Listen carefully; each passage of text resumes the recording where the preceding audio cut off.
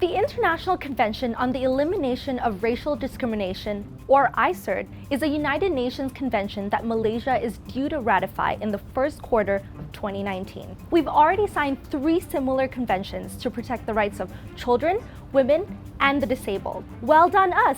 Pat on the back!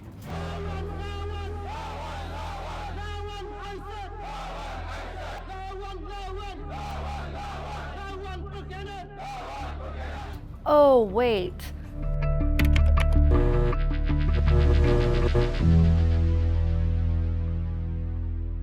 The ICERD is basically a declaration that your country is committed to eliminating racial discrimination and promoting understanding among all races, which is clearly an admirable thing to aspire to. Almost all countries have already agreed to follow this set of principles. Malaysia is one of only 14 countries that have yet to act on the convention, which means we're keeping company with nations like Myanmar, South Sudan, and North Korea. Signing the ICERD is going to be a positive step. In fact, not just ICERD, I think as far as all the other human rights treaties are concerned, I think Malaysia should join the ranks of all other countries that are concerned about human rights and equality and non-discrimination.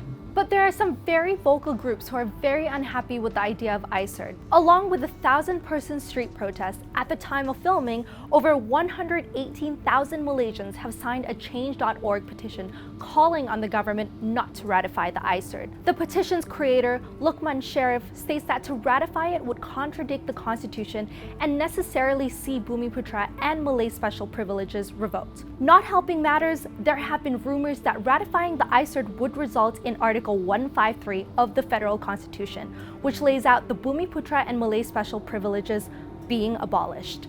Anti-ICERD sentiment is so strong, constitutional lawyer Tan Sri Abdul Aziz Abdul Rahman called people who support the ratification orang gila, or insane. Even some members of the Pakatan Harapan administration have called for ICERD to be rejected if it is found to undermine the monarchy, the position of Islam, and other constitutional provisions. And our PM has said that to implement ICERD would be almost impossible given that it would mean changing the federal constitution, and that would require a 2/3 majority to pass in parliament, which is highly unlikely to happen. But hold up, can we do a quick fact check here? The government had previously given its assurance that Article 153 of the Constitution will not be abolished if the ICERD ratification goes through. That's because the convention does not see our special provisions as racial discrimination. In fact, it's affirmative action and gets the big ICERD thumbs up. At the heart of ICERD, essentially provisions relating to equality and non-discrimination. Yeah? And you have those very same principles contained in the Federal Constitution.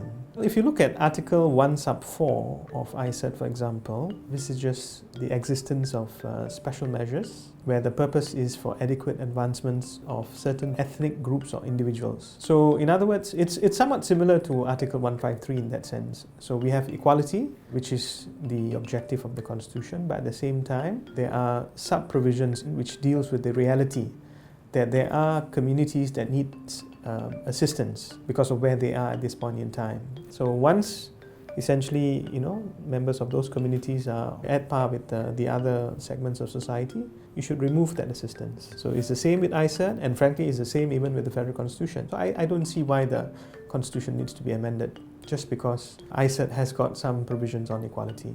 Countries like the United States, Canada, New Zealand, and South Africa also have affirmative action policies in place that help to empower women, people with disabilities, and yes, people of certain ethnicities. These countries have also signed or ratified the ICERD, so it's safe to say that Malaysian affirmative action should be able to remain. And if you were wondering about Islam's status as our official religion, well, the ICERD doesn't contravene our constitution on that point either. It does say everybody has the right to freedom of religion, but then so does Article 11 of our constitution. One more point of contention is the monarchy.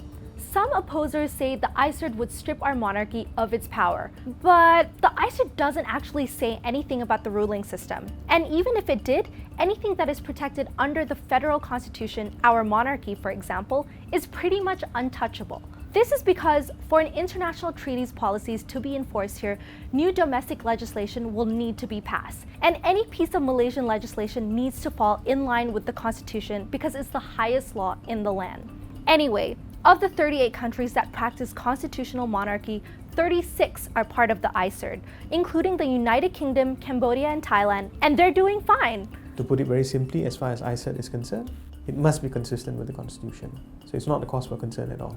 What about Malay special rights? There's no such thing. The term is special position, and affirmative action is allowed to maintain that special position, because basically the fear was that economically you're so far behind that you'll be perpetually in that state of backwardness, right? That's all it is. What our federal constitution allows for in Article 153 is for the Yang di-Pertuan Agong to, on advisement from the government, dictate certain quotas that should be allocated to Malays and the natives of Sabah and Sarawak. This was made in the spirit of helping these communities to equalize with the others. But there is nothing in the Constitution that allows this to go on forever. In fact, the actual wording says, where reasonable.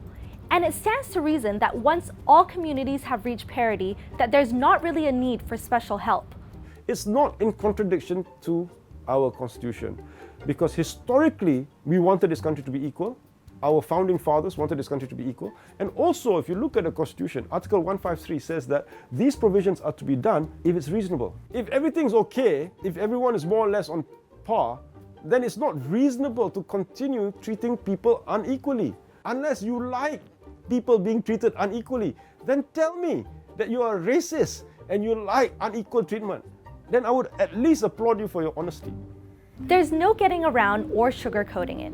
Our policies are race-based, and they're likely to remain that way until we've achieved economic equilibrium across all communities. And we can work with that, because our country was pretty much segregated by race during colonial times. 61 years on, we're still cleaning up that mess. So things like the Malaysian Indian Blueprint and the Article 153 are still needed in order to work towards that long-awaited equality. In the meantime, let's give human rights a go.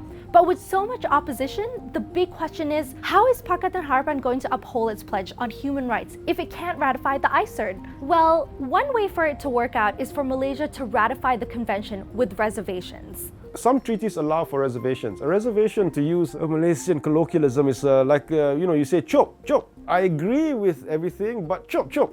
I don't want to follow, say, Article 5, right? So a reservation is that where you pull yourself out of a particular provision. They can also do other things. They can do what is known as clarification, where they can say, yes, we accept the treaty as a whole, however, we interpret Article 7 to mean this. UN human rights conventions are technically legally binding, but there's almost no way to enforce it. There is an International Court of Justice, but there isn't anything like an international police force to arrest countries. So enforcement is kind of hard. The question now is, once the government ratifies everything, how do they stay accountable? What happens if we just don't carry out any of the human rights reforms stated in the conventions? Shame. Because you have committees, etc., you have reports. There can be a degree of national embarrassment. But it depends on how thick the skin of our national leaders are. If you have a particularly thick, leathery type skin, then you wouldn't care. But why wait for the international community to frown and shake a finger at us if we fall short, right? After all, we have the power to hold our government accountable. Personally, I think, it's not about the international community. It's about the national community. It's about us. When they sign and ratify these things, they're putting themselves to a higher standard. We cannot depend on Theresa May. She's too busy dancing and doing the robot or whatever it is, right? So we've got to depend on ourselves to sort our own problems. And it's a good thing. When they sign these treaties, that means you've agreed to these principles. And there you have it. It's down to us to ensure our country is the best it can be. And it starts with fully understanding the conventions our government is poised to ratify and holding it to its promises. We say fully understand because that's the first step to making informed decisions. Maybe that's what we should be doing instead of following the loudest voices. And we're looking at you too, government. Hey guys, thanks for watching. Did you manage to catch our previous episode on Budget 2019? Speaking of that, shout out to our top comment of the week from Jake Vittore on YouTube. He said, "I'm statistically awesome. I have to agree there isn't anything yet to be discussed on sustainability and climate change. We need to start from the ground up, from educating in schools and all the way to household, then to corporation.